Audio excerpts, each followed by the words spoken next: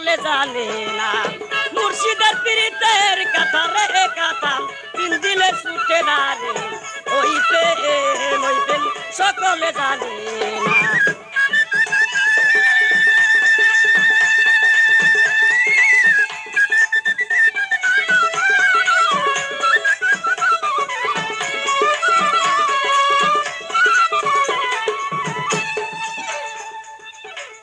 মায়া তখন হাসি মুখে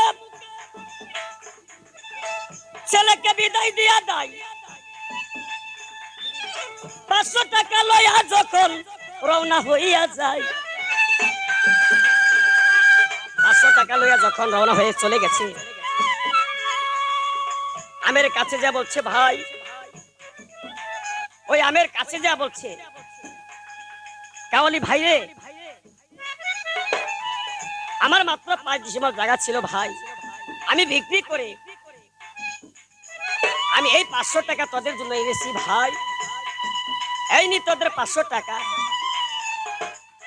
তখন 500 টাকা ওই কাওয়ালিদের হাতে তুলে দিয়েছে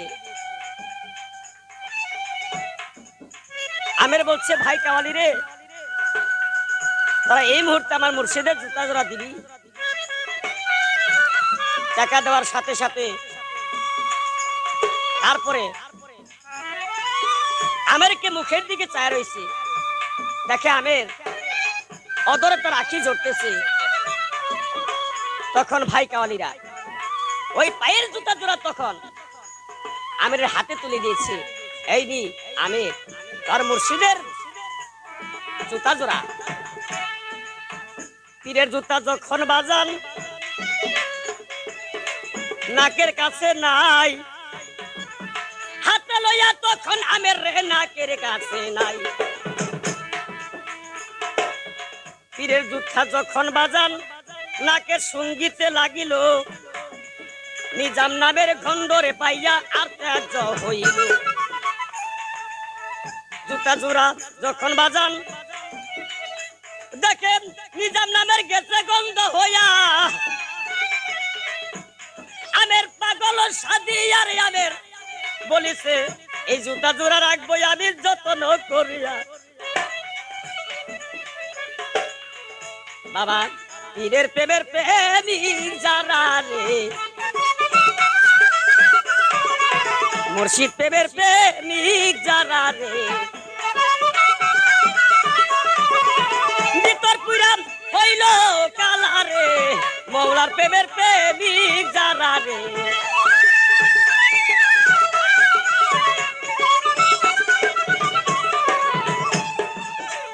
পীরের প্রেমের প্রেমিক যারা দেখলে চিনা যায় উপরে তার দেখবি রে বালা ভিতর পুইরা ছাই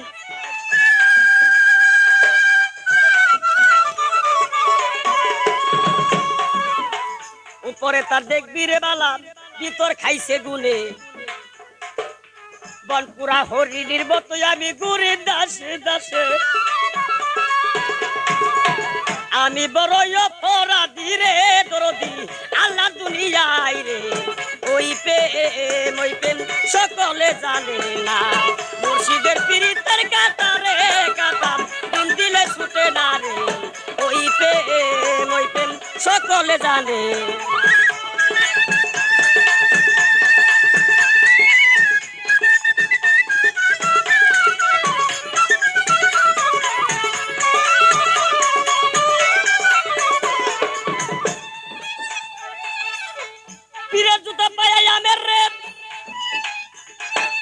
খুশি হইয়া যায় পীরের জুতা লইয়া আমের রাস্তা দিয়া রওনা হইয়া যায় ভাইরে শতকরা 2.5 টাকা জাকাত দেয় সরাসরি মোতাবেক আমি বলবো আমাদের শরীয়ত মোতাবেক 2.5 টাকা জাকাত দিতে হয় না আমার তরিকায় বলেছে এই মানব দেহ জাকাত দাও গুরুর চরণে কিভাবে জাকাত দিতে হবে 2 পাও দিয়া যে বাজনে পীরের বাড়ি হাইটা মালা দাই আল্লাহ বলেন পায়ের জাকাত দেয় সংসারে আদায় হইয়া যায়। যে বাজনে কর্ণ দিয়াম পীরের বাণী শুনে, আল্লাহ বলে কানের জাকাত লাগবে না সংসারে। যে বাজনের চক্ষু দিয়া পীরের সুরত দেখে, আল্লাহ বলেন চোখের জাকাত লাগবে না দরবারে। যে বাজনের মুখ দিয়া সব শুনে মুর্শিদের নামে জপে, আল্লাহ বলে মুখের জাকাত আদায় হয় দরবারে। যে বাজনে নাক দিয়া তার সব শুনে মুর্শিদের গন্ধ পায়, আল্লাহ বলেন নাকের জাকাত আদায় হইয়া যায়। যে বাজনে দুই হাত দিয়া পীরের খেদমত করে, আল্লাহ বলেন হাতের জাকাত আদায় হয় সংসারে। যে বাজনে মাথা দিয়া পীরকে ভক্তি দেয়, আল্লাহ বলেন নববীদের ভক্তির কবলে তার ভক্তির জায়গা যায়। এইভাবে আমের তখন বাবা গুরুর কেমন প্রেম, গুরুর কেমন প্রেমের পুরা পাগল হয়েছে যে জনে সেই তো জানে, তাছাড়া অন্য কেউ বুঝতে পারে না মুর্শিদ যে কেমন আর ভক্তও যে কেমন। তাই ওই পীরের দরবারে আমের খরচ হাইতা মেলা দিয়েছে। আর আমরা এখন বর্তমান জগতে ভক্ত যারা আছি, আমরা জুতা মোজা পাই দিয়া পীরের দরবারে আমরা চলে যাইতাছি গাড়ি ঘোড়া লইয়া। আমার তো সেই ধর্ম না ভাই, আমাদের ধর্ম আমার এই পাও দিয়ে হাইটা যেতে হবে কষ্ট করে পীরের বাড়ি। পেশনাবাদ পীরের বাড়ি গেলে পরে আমার আকবরই হজ আদায় হবে।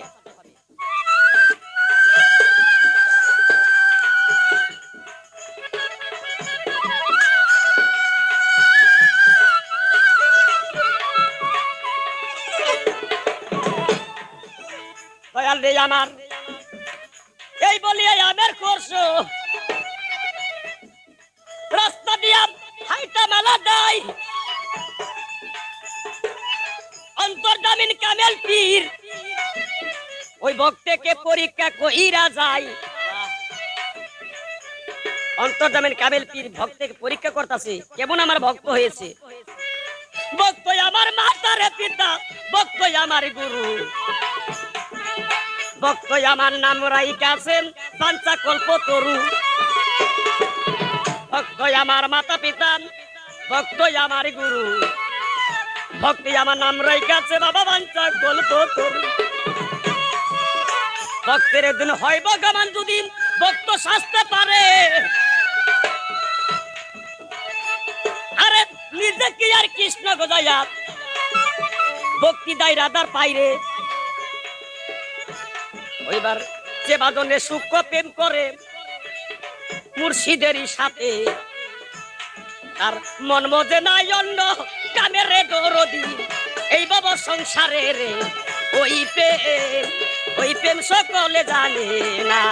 মুর্শিদের পীড়িতের কাতার হে কাতাম দিল দিলে ছুটে না রে, ওই প্রেম সকলে জানে না।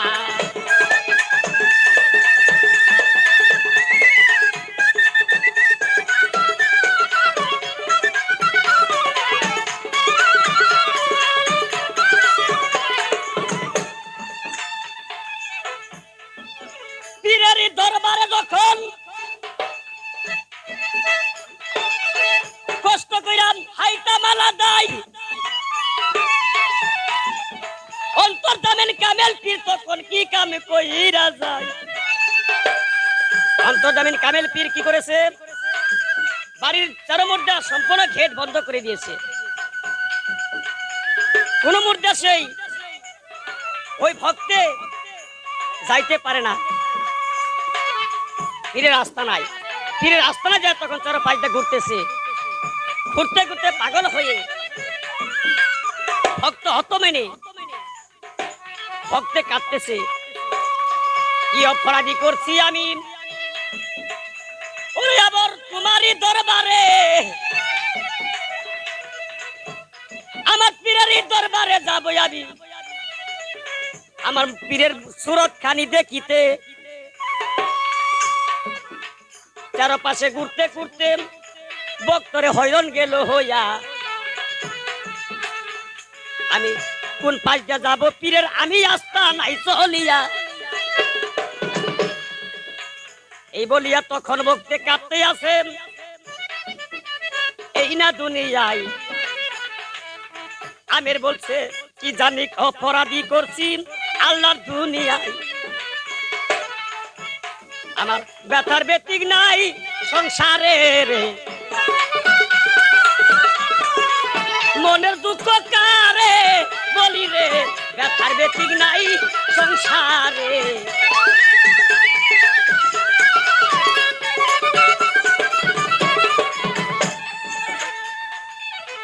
মনের ব্যথা কারে বলি এমন বান্ধব নাই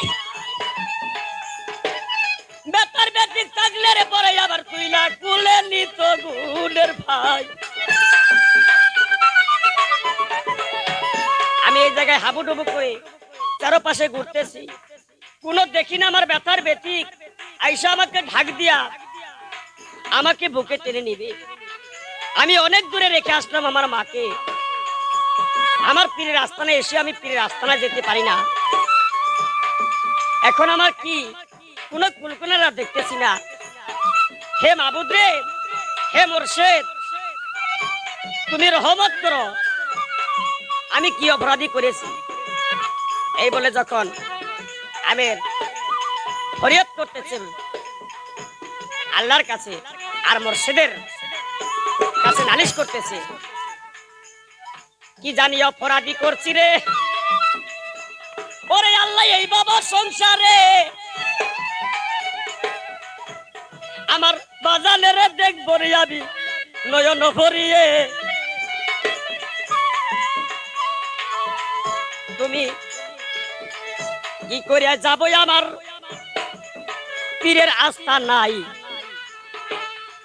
এই বলে কানতে আছে আমের আল্লাহর দুনিয়ায় আমের দিশা না পাইয়া তখন অমরে কি করব করিল পীরের পাকের ঘর হতে তখন একটা বাবারে ডেন কি আর ছিল পীরের পাকের ঘর হতে রান্নাঘর হইতে একটি ঢেন ছিলেন ওই ডেনের ভিতর পীরের দরবার হতে ওই ডেনের ভিতরটা অদা কাছর মাল পাস হয়ে যাইতেছে ভক্ত দিশা না পাইয়া ঘুরতে ঘুরতে হয়রান হইয়া তখন ওই ডেনের ভিতরটা মাথা ঢুকিয়ে দিয়েছে বিসমিল্লাহ বলিয়া যখন আমের বলছে আমি ঢেন দিয়া যাব মাথা তো ঢুকাইয়া যাহা করে আমার মুর্শিদের মরণ বাচন দিল ত্যাগ করিয়া ডেনের ভিতর দিয়া যখন বাইরে মাথা তো ঢুকালো মাথা খালি ঢুকিয়া তখন ওই মুর্শিদের নাম জপিতে লাগিল মুর্শিদের নাম জপতে জপতে তিনি ভিতর দিয়ে যখন মাথা ঢুকে দিয়েছে কিছু দূর যায় তখন আটকে পড়েছে অনেকেই তো পারে না পাইছেই তো পারে না কেমন আটকান সে আটকে পড়লেন তখন ড্রেনের পানি সম্পূর্ণ জাম হয়ে গেছে যখন ড্রেনের পানি জাম হয়ে গেছে তখন ওই পীরের দরবার ছিল দাসী ওই দাসী যখন ওই ড্রেনের পাশে যখন ওই পীরের জন্য একটি ফল আনতে গেছে তখন ওই ড্রেন পারি হইয়া যখন ফল আনবার জন্য ওই দাসী সিরা যখন রওনা হইয়া যায় তখন ড্রেনের মধ্যে হতিটা দেখে সম্পূর্ণ ড্রেনের পানি জাম হইয়া গেছে পানি তো সে পাস হয়ে যেতে পারে না কি করেছে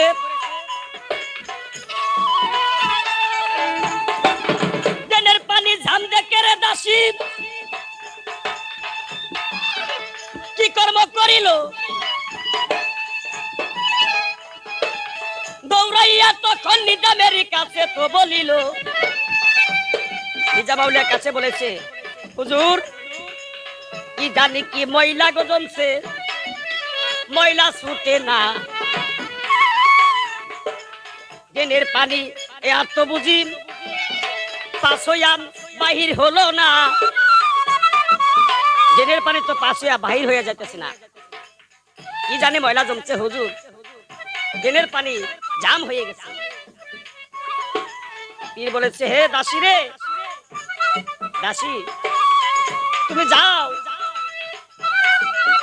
আমার যে ঘরের রমণী আমার স্ত্রীর কাছে, তাকে যা তুমি বলো কি একটি লোহার শাবল দিতে বলছে। তখন দাসী যা বলছে, নিজামের স্ত্রীর কাছে যা বলছে, মাঘো কি জানি ময়লা জমছে, সে ময়লা তো ছোট না, আপনি কি একটা লোহার শাবল দিতে বলছে হুজুরে। তখন মাই লোহার শাবল দিয়েছে ওই দাসীকে। লোহার শাবল নিয়ে তখন ওই নিজাম আউলিয়ার কাছে নিয়ে হাজির হয়েছে। হুজুর এই তো লোহার শাবল। নিজাম বলছে, ওরে দাসী আমি তোমারে দেই কইয়া আর তুমি দেরি কইরো না, যাও তুমি ড্রেনের কাছে চলিয়া, ড্রেনের আবর্জনা ময়লা কি আর পরিষ্কার করে দিয়া আসো বটে। তারপরে আইবা গো তুমি সেই আমার রাস্তা নাই ফিরে, ড্রেনের ময়লা পরিষ্কার করে দিয়ে আসো তুমি এই মুহূর্তে, তারপর তুমি আমার আস্থানে আসো। পীরের দরবার হতে তখন দাসী বিদায় লইয়া যান। লোহার শাবল হাতে লইয়া যখন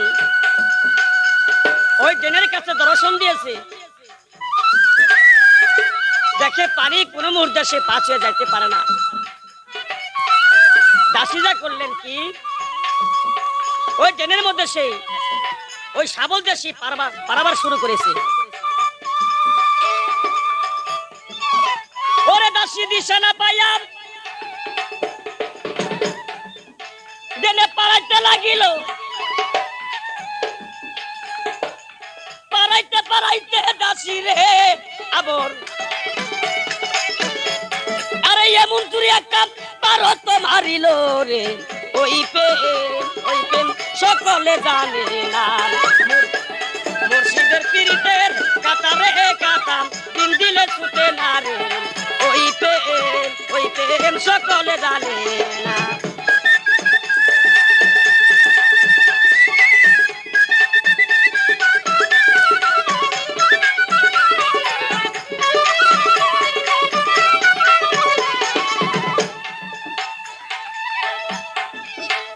কেমন পারো মারতে আছেন সবাই দিলাম কয়া, পারাইতে পারাইতে এমন একটা পার মারছে, তার ওই পাটা লাগছে ভক্তের মস্তকে লাগিয়ে, এমন একটা পার বেড়েছে রে ওই ভক্তের মস্তকে যাই লেগে। আবার টান দিয়া শাবল খানায় উঠাইয়া আর একটা পার যাই রে মেরে। এইভাবে তিনটা পার যখন ওই ভক্তের মস্তকে যাই লেগে, ভক্তের মস্তকে যখন লাগছে মাথা ফেটে রক্ত গেল রে বাহির হয়ে। সম্পূর্ণ ড্রেনের পানি বাজান গো জাম হইয়া যায়, ময়লা তো আর ছুটে না আপনাদের জানাই। ড্রেনের পানি সম্পূর্ণ যখন লালের লাল গেছে রে হইয়া, লোহার শাবল হাতে লইয়া তখন গেছে রে চলিয়া। লোহার শাবল যখন বাজান হাতে লইয়া যায় নিজাম আউলিয়ার কাছে, ব্যাঙ্গা ভুলে যায়। হুজুর কি জানি সে ময়লা জমছে, হুজুর গো কি জানি ময়লা জমছে, সে ময়লা তো ছুটে না, যখন আমি 3টি পার মেরেছি কেমন জানি আমার ভিতরে 3বার করে সেই ধাক্কা লাগলো। সম্পূর্ণ ড্রেনের পানি লাল হয়ে গেছে হুজুর। সে ময়লা তো আর পাশে যাইতেছে না। অন্তর্জামের কামেল পীর বলেছেন, নিজাম বলছি ওরে দাসী তুই সর্বনাশকে সেট করে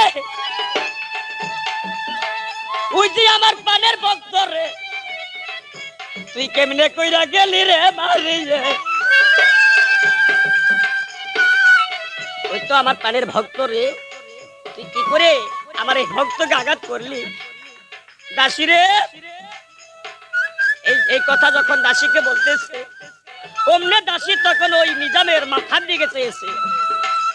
যখন ওই মাথার দিকে ওর চক্ষু গেছে দেখে নিজামের মাথা ফেটে রক্ত বধন বিজে যেতেছে। দাসী বলছে, হুজুর আপনার মাথায় কে সর্বনাশ করেছে? ওরে এই বাবা সংসারে আপনার সর্বঙ্গ দেখি গেছে রক্ত লাল হয়ে। নিজাম বলছে, ওরে দাসী আমি তৈরি দিলাম কইয়া তুই আমার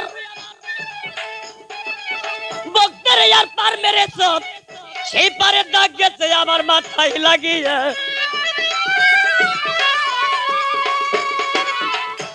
ভক্তের কেমন খেলা রে ওরে ভাই সবাই জানে না।